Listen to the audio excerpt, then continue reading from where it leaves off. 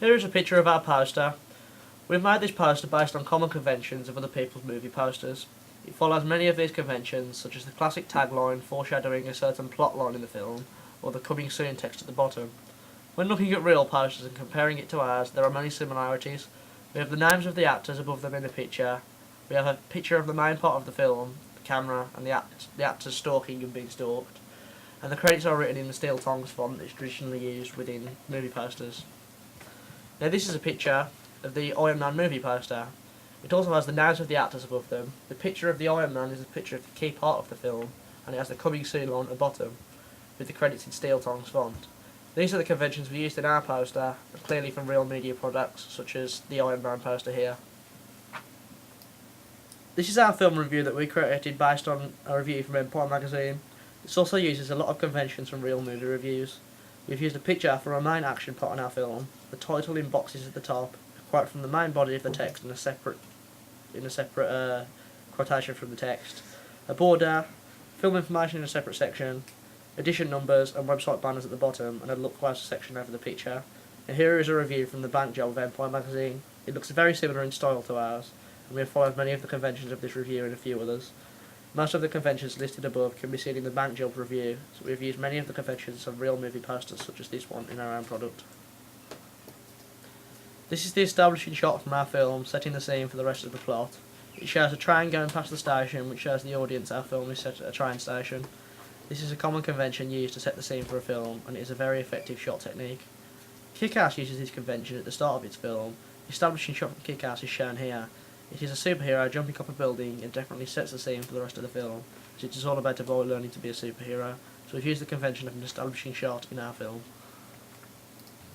This is our ident towards the end of it playing. It clearly shows the name of the company, and the style sort of matches the name of our company. Glam has a sort of glamorous background. The Future Shorts ident here clearly shows the name of the company, and the writing of it is sort of futuristic, which matches the company name, so even in our ident we have used conventions from real media products. This is the titles from our film. On a normal background you can clearly read the text and the background does not relate to the film at all. Now this is the titles from Paintballing, a short film by Future Shorts. Theirs is also on a background that does not relate to the film. A normal background, and you can clearly read the text. So in our titles we have followed conventions from real media products. This is a shot of Joe, the main character of our film, about to run and jump onto the train tracks. He runs and jumps, and just before he jumps the shot cuts to something else to avoid actually showing him landing in front of the train. This shot from Suicide Club uses the exact technique for the same effect.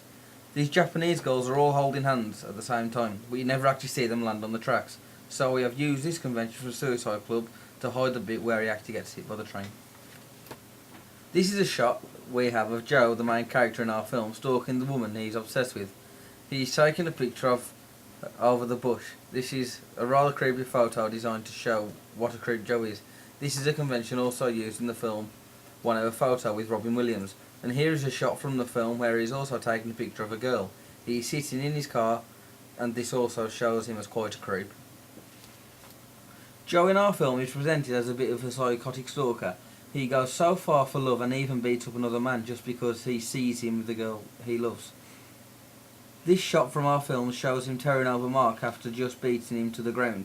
This presents him as a bit of a psycho to the audience. This is a common technique used in films to make characters look a bit crazy. In Taxi Driver they use a different technique but follow the same convention of making the character look a bit psychotic. In this shot from Taxi Driver, Robert De Niro is talking to himself in the mirror, which shows him as a bit crazy and hints that he may have some sort of mental problems. This is a convention used by a lot of filmmakers and one we have used in our media product. Our whole film is based around a tragic love triangle. It shows pain and suffering, but also at the start of the film it shows Scarlett and Joe as friends as they look really happy together. This shot where they are in the bedroom together, they are hugging, they look really happy together, and this is following a very common plot convention, establishing a happy situation and then disturbing it midway through the film.